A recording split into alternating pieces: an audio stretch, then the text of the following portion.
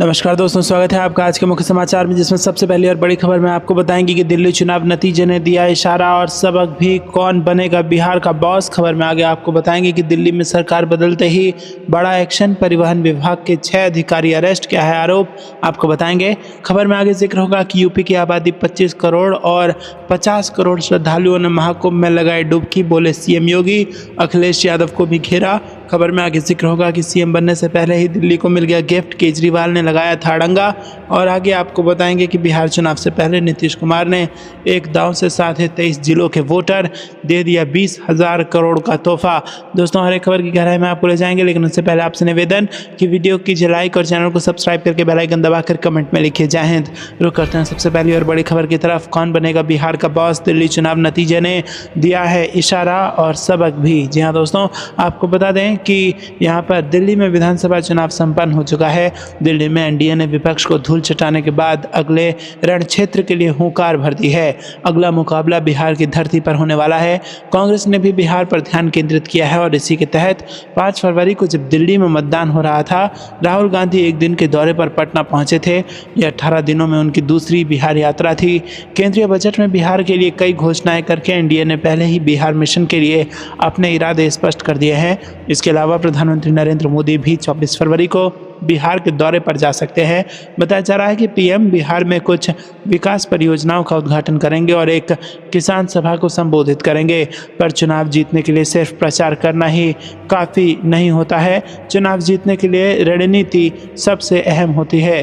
दिल्ली विधानसभा चुनावों के परिणाम का असर बिहार के सभी राजनीतिक दलों पर होने वाला है। रुक करते हैं अगली ब्रेकिंग न्यूज़ की तरफ। दिल्ली में सरकार बदलते ही बड़ा एक्शन, परिवहन विभाग के 6 अधिकारी अरेस्ट। जी हाँ दोस्तों, दिल्ली में सरकार बदलते ही परिवहन विभाग के 6 अधिकारियों पर गाज गिरी है। सीबीआई ने दिल्ली परिवहन विभाग के 6 अधिकारियों को भ्रष्टाचार और रिश्वतखोरी के आरोप में गिरफ्तार किया है। अधिकारियों ने बुधवार को बताया कि सत्तारूढ़ आम आदमी पार्टी के हाल ही में चुनाव हारने के बाद राजधानी में ये पहली बड़ी कार्रवाई है। इन सभी को मंगलवार शाम को हिरासत में ले लिया गया था। एजेंसी को विभाग में व्यापक भ्रष्टाचार के खिलाफ शिकायतें मिल रही थी। सीबीआई ने बताया कि गिरफ्तारी से पहले शिकायतों की निगरानी और सत्यापन करने का निर्णय लिया गया। उन्होंने बताया कि शिकायतों के सत्यापन में प्रथम दृष्टया विभिन्न स्तरों पर भ्रष्टाचार के संकेत मिले, जिसके बाद अधिकारियों की गिरफ्तारियां हुई और इन सभी से फिलहाल पूछताछ जारी है। दोस्तों, आपको बता दें कि सीबीआई सूत्रों ने बताया कि शाम दिल्ली परिवहन विभाग के अधिकारियों को हिरासत में लिया गया। ये सभी खाकी वर्दी पहनते थे। ये वर्दी का बेजा इस्तेमाल कर रहे थे। जो गाड़ियां सड़कों पर आती जाती हैं, उनसे ये चालान वसूलते थे और इन्हीं आरोपों पर सीबीआई ने इनके खिलाफ जांच शुरू की है। रुक करते हैं अगली ब्रेकिंग न्यूज़ की तरफ। यूपी की आबादी 25 करोड़ 50 करोड़ श्रद्धालुओं ने महाकुंभ में लगाई डुबकी, बोले सीएम योगी। अखिलेश यादव को भी घेरा। जी हाँ दोस्तों, प्रयागराज में चल रहे महाकुंभ 2025 को लेकर यूपी के सीएम योगी आदित्यनाथ ने कहा कि ये नया उत्तर प्रदेश है। 25 करोड़ की आबादी है और कल तक 50 करोड़ लोग प्रयागराज में डुबकी लगा चुके हैं। इस दौरान मुख्यमंत्री ने समाजवादी के राष्ट्रीय अध्यक्ष अखिलेश यादव पर भी जमकर निशाना साधा। जहाँ दोस्तों, आपको बता दें कि बागपत में सीएम योगी आदित्यनाथ ने कहा कि आज माघी पूर्णिमा के अवसर पर करोड़ों लोग प्रयागराज महाकुंभ में डुबकी लगा रहे हैं। यह नया उत्तर प्रदेश है। 25 करोड़ की आबादी है और कल तक 50 करोड़ लोग प्रयागराज में डुबकी लगा चुके हैं, लेकिन कुछ लोग चोरी छिपे ऐसा करने की आदत है। उन्होंने कोरोना वायरस का टीका तो लगवा लिया, लेकिन दुनिया से कहते रहे कि वैक्सीन ना लगवाएं। उन्होंने चोरी छिपे संगम में डुबकी लगाई और वापस आ गए, लेकिन जनता से कह रहे हैं कि डुबकी ना लगाएं। महाकुंभ में आज माघी पूर्णिमा पर श्रद्धालुओं की भीड़ उमड़ पड़ी है। संगम तट के दोनों तरफ श्रद्धालु ही श्रद्धालु नजर आ रहे हैं। माघ पूर्णिमा पर लोगों के उत्साह का आलम यह है कि सुबह सुबह ही 1 करोड़ लोग संगम में डुबकी लगा चुके थे और यह आंकड़ा अब 1.83 करोड़ से ज़्यादा हो चुका है। दोस्तों, आपको बता दें कि माघी पूर्णिमा पर सबसे पहले नागा साधुओं के अखाड़ों ने स्नान किया और इसके बाद अखाड़ों और फिर साधु संतों ने डुबकी लगाई। रुक करते हैं अगली ब्रेकिंग न्यूज़ की तरफ। सीएम बनने से पहले ही दिल्ली को मिल गया बड़ा गिफ्ट, केजरीवाल ने लगाया था अड़ंगा। जी हाँ दोस्तों, राष्ट्रीय राजधानी में सत्ता परिवर्तन होने के बाद केंद्र सरकार की आयुष्मान भारत योजना के तहत दिल्ली में स्वास्थ्य की 2 बड़ी योजनाएं, प्रधानमंत्री जन आरोग्य योजना और प्रधानमंत्री आयुष्मान भारत स्वास्थ्य अवसंरचना मिशन योजना को दिल्ली में लागू होने का रास्ता साफ हो गया है।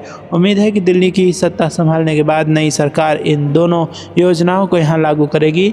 इससे गरीबों व 70 वर्ष से अधिक उम्र उम्र के बुजुर्गों को स्वास्थ्य बीमा का लाभ तो मिलेगा ही, साथ ही दिल्ली में अब आयुष्मान आरोग्य मंदिर भी बनाए जाएंगे और इससे प्राथमिक स्वास्थ्य का बुनियादी ढांचा मजबूत होगा।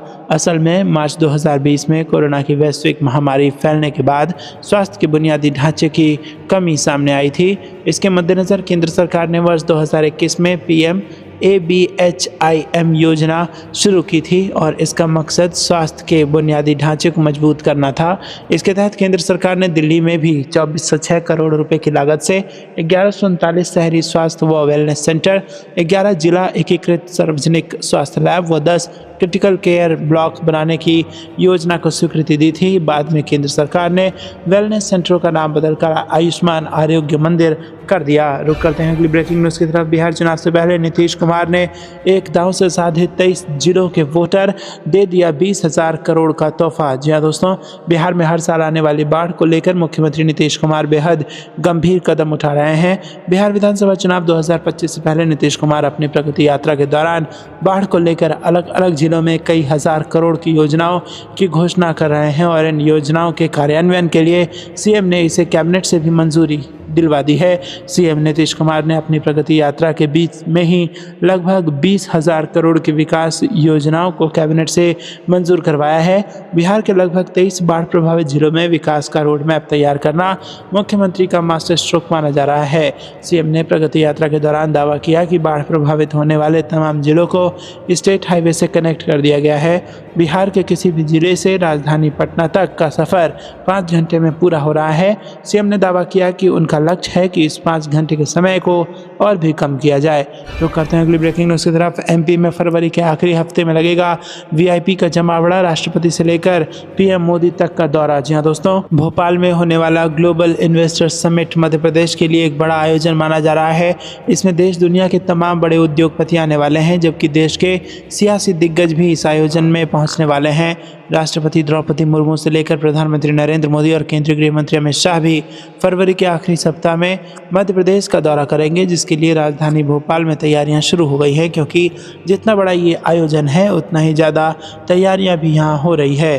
प्रधानमंत्री नरेंद्र मोदी के भोपाल दौरे को लेकर हलचल तेज हो गई है, क्योंकि पीएम मोदी 23 फरवरी को मध्य प्रदेश आएंगे, जहाँ वो छतरपुर के बागेश्वर धाम में बनने वाले कैंसर अस्पताल का भूमि पूजन करेंगे और इसके बाद वो भोपाल के लिए रवाना होंगे।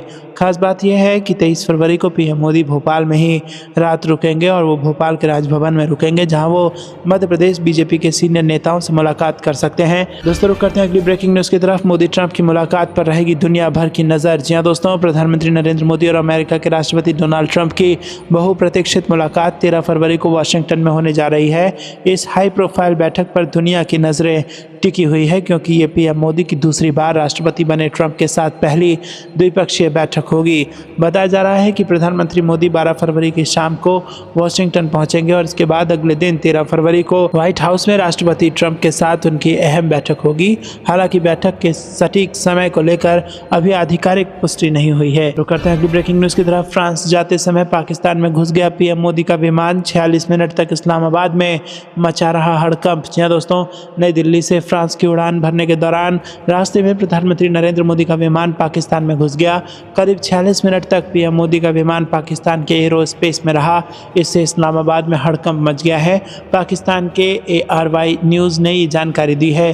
ARY न्यूज़ ने नागरिक उड्डयन स्रोतों का हवाला देते हुए बताया कि भारतीय प्रधानमंत्री नरेंद्र मोदी के विमान ने नई दिल्ली से पेरिस की यात्रा के दौरान पाकिस्तान के हवाई क्षेत्र का इस्तेमाल किया। रिपोर्ट के अनुसार पीएम नरेंद्र मोदी का विमान इंडिया 1 शेखपुरा, फैजाबाद, चकवाल और कोहाट से पाकिस्तानी क्षेत्र में प्रवेश किया और 46 मिनट तक पाकिस्तान की सीमा में रहा। घटनाक्रम से जुड़े सूत्रों ने आगे कहा कि अफगान हवाई क्षेत्र बंद होने के कारण भारतीय पीएम के विमान को अनुमति दी गई थी और ये पहली बार नहीं है कि भारतीय पीएम नरेंद्र मोदी के विमान ने पाकिस्तानी हवाई क्षेत्र का इस्तेमाल किया हो। पिछले साल अगस्त में मोदी के विमान ने पोलैंड से दिल्ली की यात्रा के दौरान पाकिस्तान के हवाई क्षेत्र का भी उपयोग किया था। नई दिल्ली से उड़ान भरने के दिन प्रधानमंत्री नरेंद्र मोदी का विमान करीब 11 बजे रात पाकिस्तानी सीमा में दाखिल हुआ और 46 मिनट तक देश की सीमा में रहा। रुक करते हैं अगली ब्रेकिंग न्यूज़ की तरफ। ट्रंप की प्रतिबंधों की धमकी के बीच भारत ने इशारों इशारों में दे दिया पैगाम। जी हाँ दोस्तों, आपको बता दें कि डोनाल्ड ट्रंप और पीएम नरेंद्र मोदी की मुलाकात से ठीक पहले भारत की ओर से चाबहार योजना को लेकर बड़ा बयान दिया गया है। दरअसल अमेरिकी राष्ट्रपति डोनाल्ड ट्रंप ने हाल ही में दिए एक बयान के बाद से भारत ईरान की महत्वाकांक्षी चाबहार योजना पर संकट के बादल मंडराने लगे थे। अमेरिका के नए राष्ट्रपति डोनाल्ड ट्रंप ने अपने प्रशासन से कहा था कि चाबहार पोर्ट प्रोजेक्ट के लिए प्रतिबंधों में दी गई छूट को रद्द या संशोधित किया जाए। दोस्तों, आपको क्या कुछ लगता है कमेंट में जरूर बताइए। वीडियो को लाइक नहीं किया तो लाइक जरूर कीजिएगा। रुक करते हैं अगली ब्रेकिंग न्यूज की तरफ। पीएम मोदी का बिहार द्वारा बीजेपी की जबरदस्त तैयारी, 12 जिलों पर विशेष फोकस, केंद्रीय मंत्रियों से लेकर नीतीश कैबिनेट के मंत्रियों की लगी ड्यूटी। जी हाँ दोस्तों, आपको बता दें कि दिल्ली चुनाव के बाद अब सबकी नजर बिहार पर टिक गई है। अक्टूबर नवंबर में बिहार विधानसभा के चुनाव प्रस्तावित हैं और एनडीए हो या महागठबंधन दोनों चुनावी तैयारियों में जुट गए हैं। इसी बीच प्रधानमंत्री नरेंद्र मोदी बिहार दौरे पर आ रहे हैं। 24 फरवरी को भागलपुर में किसान सम्मान निधि कार्यक्रम का आयोजन किया गया है। इसमें पीएम मोदी देश भर के किसानों के खाते में राशि ट्रांसफर करेंगे और प्रधानमंत्री के बिहार दौरे को चुनावी अभियान की शुरुआत के तौर पर देखा जा रहा है। प्रधानमंत्री नरेंद्र मोदी के भागलपुर आगमन को लेकर भारतीय जनता पार्टी ने जबरदस्त तैयारी शुरू कर दी है। केंद्रीय मंत्री से लेकर बिहार के मंत्रियों की ड्यूटी लगाई गई है और 12 जिलों पर भारतीय जनता पार्टी ने विशेष फोकस किया है, जहां संगठन से जुड़े पदाधिकारी, मंत्री, सांसद, विधायकों को बड़ी जिम्मेदारी दी गई है और कार्यक्रम को सफल बनाने के लिए भाजपा, जेडीयू, लोजपा नेताओं की भी ड्यूटी लगाई जा रही है। दोस्तों, क्या आपको भी ऐसा लगता है कि बिहार में भी फिर से प्रचंड बहुमत से बनने जा रही है भारतीय जनता पार्टी की सरकार? तो वीडियो कीजिए लाइक और चैनल को सब्सक्राइब करके बेल आइकन जरूर दबाइएगा। रुक करते हैं अगली ब्रेकिंग न्यूज की तरफ। दिल्ली में महिला चेहरे पर दांव लगा सकती है बीजेपी, रेस में सुषमा स्वराज की बेटी बांसुरी का भी नाम। जी हाँ दोस्तों, आपको बता दें कि बीजेपी दिल्ली की सत्ता पर काबिज हो गई है और अब बारी है मुख्यमंत्री चुनने की। दिल्ली सीएम पद के लिए मीडिया में कई नामों पर चर्चा हो रही है और अब खबर आ रही है कि भाजपा दिल्ली में किसी महिला चेहरे पर दांव लगा सकती है। दिल्ली में भाजपा की ओर से 4 महिला कैंडिडेट रेखा गुप्ता, शिखा राय, पूनम शर्मा और नीलम पहलवान हैं जो चुनाव जीती हैं, जबकि सांसद बांसुरी स्वराज का नाम भी रेस में शामिल है। देश में इस वक्त 15 से अधिक राज्यों में बीजेपी की सरकार है और किसी भी राज्य में बीजेपी ने कोई सीएम नहीं बनाया है। ऐसे में एक महिला को जिम्मेदारी देना पार्टी के लिए राजनीतिक तौर पर बड़ा कदम माना जाएगा। दिल्ली में महिला वोटर्स ने अच्छी संख्या में बीजेपी को वोट किया है और ऐसे में अगर पार्टी सुषमा स्वराज के बाद दूसरा कोई महिला सीएम बनाएगी तो इसका फायदा मिल सकता है। इसीलिए सुषमा स्वराज की बेटी बांसुरी स्वराज का नाम चर्चा में है। दिल्ली चुनाव नतीजों को लेकर सांसद बांसुरी स्वराज ने कहा कि दिल्ली में भाजपा की डबल इंजन की सरकार को बहुत बधाई। मैं आप सभी को धन्यवाद और बधाई देती हूं। दिल्ली का मुख्यमंत्री कौन होगा के सवाल पर उन्होंने कहा कि शीर्ष नेतृत्व तय करेगा। रुक करते हैं अगली ब्रेकिंग न्यूज की तरफ। चिराग के सांसद का बड़ा दावा, बिहार विधानसभा चुनाव से पहले टूट जाएगा इंडिया गठबंधन। जी हाँ दोस्तों, आपको बता दें कि दिल्ली विधानसभा चुनाव के बाद से ही बिहार की सियासी हलचल तेज हो गई है। दिल्ली में आम आदमी पार्टी और कांग्रेस ने अलग अलग चुनाव लड़ा, जिसका नुकसान उन्हें उठाना पड़ा। दिल्ली चुनाव रिजल्ट के बाद बिहार में भी इंडिया गठबंधन के टूट जाने की चर्चा तेज हो गई है। इसी बीच लोक जनशक्ति पार्टी के सांसद राजेश वर्मा ने बड़ा बयान दिया है। उन्होंने दावा किया है कि बिहार में इंडिया गठबंधन विधानसभा चुनाव से पहले टूट जाएगा। उनका कहना है कि इसके घटक दल एनडीए में शामिल होंगे और जो बचेंगे उनके बीच घमासान मचेगा, जिससे महागठबंधन पूरी तरह खत्म हो जाएगा। वर्मा ने यह भी कहा कि एनडीए 225 सीटों के साथ पूर्ण बहुमत से सरकार बनाएगी। वर्मा का दावा है कि इंडिया गठबंधन पूरी तरह कमजोर हो चुका है और इसके कई घटक दल जल्द ही इससे अलग हो जाएंगे। राजेश वर्मा ने बताया कि दिल्ली में उनकी पार्टी की पकड़ मजबूत हो रही है। उन्होंने कहा कि पार्टी ने 50,000 से ज़्यादा वोट हासिल किए हैं और आगे संगठन को और विस्तार देने की योजना जारी है। रुक करते हैं अगली ब्रेकिंग न्यूज़ की तरफ। सीएम योगी का बड़ा बयान, बोले वीवीआईपी ट्रीटमेंट लेने वाले महाकुंभ को लेकर कर रहे हैं दुष्प्रचार। 45 करोड़ लोग कर चुके हैं स्नान। जी हाँ दोस्तों, पंडित दीनदयाल उपाध्याय की पुण्यतिथि के अवसर पर मुख्यमंत्री योगी आदित्यनाथ ने उन्हें श्रद्धांजलि अर्पित करते हुए उनके विचारों की प्रासंगिकता को रेखांकित किया। इस मौके पर सीएम योगी ने कहा कि पंडित दीनदयाल उपाध्याय जी की अंत्योदय की सोच आज प्रधानमंत्री नरेंद्र मोदी के नेतृत्व में साकार हो रही है। उन्होंने गरीबी उन्मूलन के खोखले नारों पर विपक्ष को घेरा। साथ ही सीएम योगी ने महाकुंभ को लेकर दुष्प्रचार करने वालों पर भी करारा प्रहार किया। सीएम योगी ने कहा कि जीवन भर वीवीआईपी ट्रीटमेंट लेने वाले लोग आज महाकुंभ को लेकर दुष्प्रचार में जुटे हुए हैं। सीएम योगी ने कहा कि पिछली सरकारों ने गरीबी हटाने के बड़े बड़े नारे दिए, लेकिन गरीबों की संख्या लगातार बढ़ती रही। वहीं मोदी सरकार ने बीते 11 वर्षों में गरीबों को सशक्त बनाने का कार्य किया। इस दौरान उन्होंने प्रधानमंत्री आवास योजना, उज्ज्वला योजना, शौचालय निर्माण, जल जीवन मिशन और आयुष्मान भारत जैसी योजनाओं की चर्चा की। उन्होंने बताया कि अब तक 4 करोड़ गरीबों को मकान मिल चुके हैं, 12 करोड़ शौचालय बने हैं और 10 करोड़ लोगों को मुफ्त गैस कनेक्शन मिला है और 80 करोड़ लोगों को मुफ्त राशन दिया जा रहा है। ये सभी योजनाएं अंत्योदय के मंत्र को साकार कर रही हैं।